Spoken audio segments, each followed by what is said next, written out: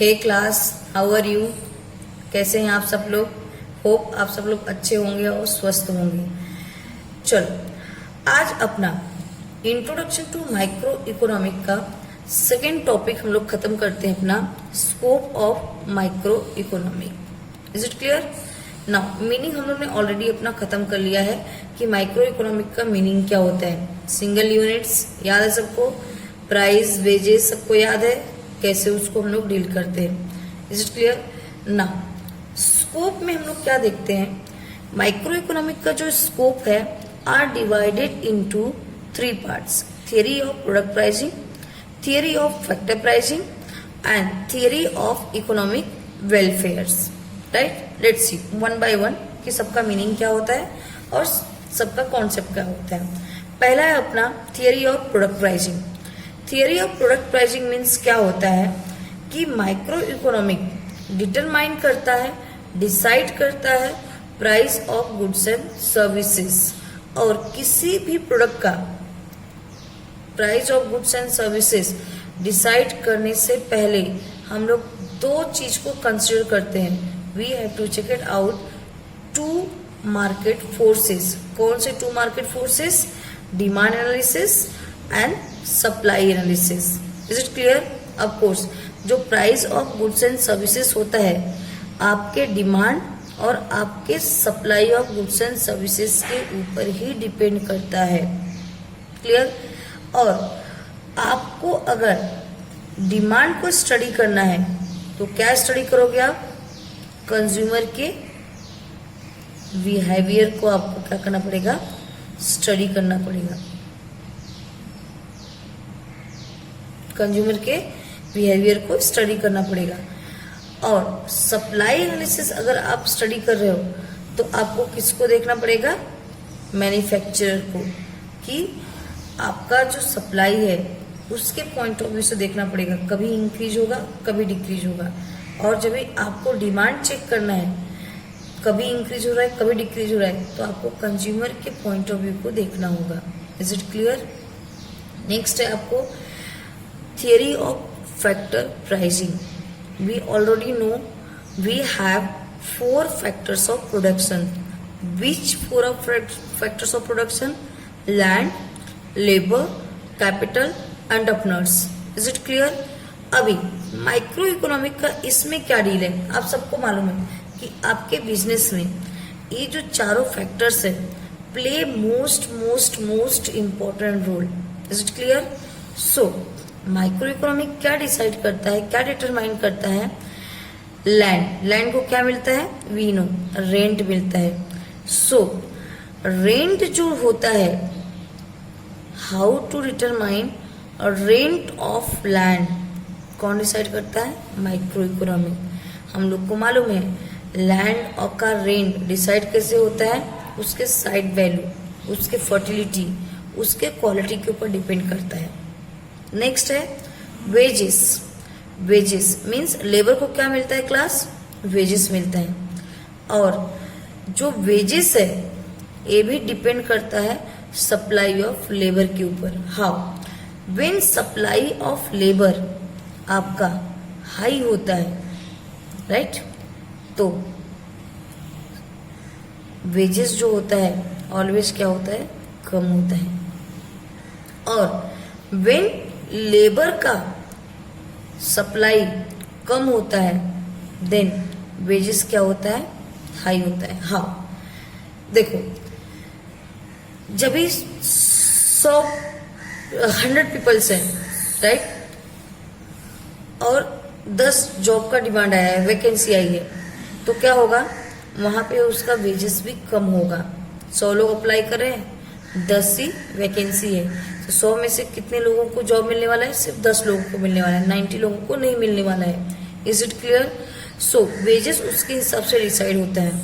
May be इसका उल्टा कर लेते हैं, 100 प्लेस खाली है, only 10 peoples are available for that particular job. Is it clear? वहां पे आप जो वेजेस डिमांड करोगे उस वेजेस का क्या होता है? वहां पे सप्लाई होता है। इट मीन्स दैट कि सप्लाई ऑफ वेजेस डिपेंड होता है या decision about wages are depend upon supply of labour. Is it clear? Now next, interest. Of course जो कैपिटल पे हम लोग को मालूम है, कैपिटल पे ऑलवेज क्या मिलता है? इंटरेस्ट मिलता है। इंटरेस्ट भी डिटरमाइन होता है, डिसाइड होता है, डिपेंड अपॉन मार्केट फोर्सेस के ऊपर। मार्केट में जो चलेगा कैपिटल का डिमांड, उसके हिसाब से इंटरेस्ट क्या होता है? डिसाइड होता है। Next, profit. सबको मालूम है जो अपना एंटरप्रेन्योर्स होता है क्या अर्न करता है? प्रॉफिट अर्न करता है या तो लॉस अर्न करता है। So it is also study about profit of entrepreneurs. Next, theory of economic welfare. Economic welfare means what?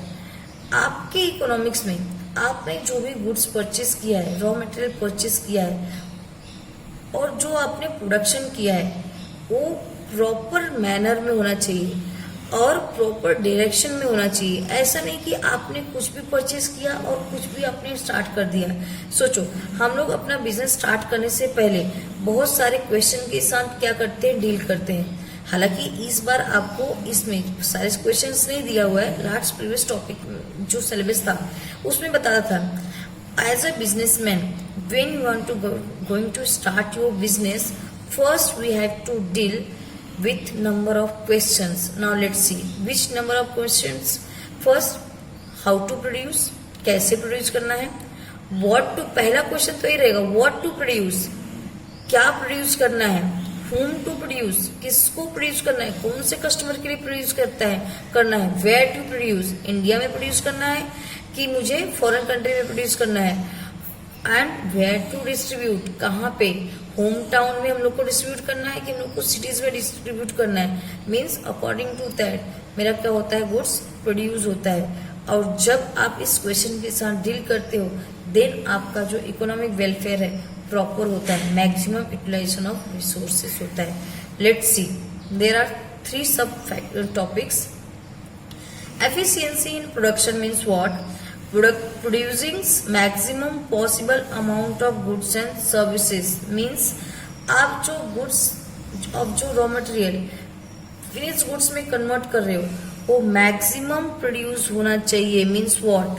आपने 100 units of raw material purchase किया है तो आपका पूरा का पूरा 100 यूनिट्स ऑफ रॉ मटेरियल क्या होना चाहिए? फिनिश गुड्स में कन्वर्ट होना चाहिए, कन्वर्ट होना चाहिए। Is it clear? That is called efficiency in productions. Efficiency in consumption means what? आपने ये जो 100 यूनिट्स प्रोड्यूस किया हुआ है, 100 पेन आपने प्रोड्यूस किया है, 100 का 100 क्या होना चाहिए? आपका डिस्ट्रीब्यूट हो जाना चाहिए। किसको? कंज्यूमर्स को। जो अल्टीमेट कंज्यूमर्स है उसको पूरा का पूरा 100 यूनिट्स डिस्ट्रीब्यूट होना चाहिए। That is called efficiency in consumptions. Next है overall economic efficiency. Overall economic efficiency means what?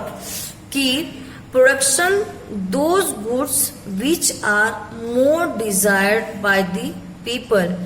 Means as a businessman you have to produce only those goods and services which fulfill the desire of your consumers. आपके consumers का जो goods Dzire complete करता है, fulfil करता है, as a businessman आप उसी goods को प्रोड्यूस करोगे। That is called overall economic efficiency. और क्लास, आप जब इन तीनों क्वेश्चन के साथ डील करते हो, efficiency in production, efficiency in consumption and overall economic efficiency, so आपका मैक्सिमम यूटिलाइजेशन ऑफ रिसोर्सेस होता है और उसको बोलते हैं अपना economic welfare. Clear class? Hope आपको ये जो स्कोप ऑफ माइक्रो इकोनॉमिक है जो 4 मार्क्स में आता है या तो some time it will come in 3 marks, आपको क्लियर हो गया होगा। Is it clear class? Now आज के लिए अपना एक छोटा सा वीडियो सफिशियंट है। नाउ हम लोग मिलते हैं नेक्स्ट क्लास में फीचर्स ऑफ माइक्रो इकोनॉमी के साथ। सो तब तक के लिए have a nice day, bye bye and take care.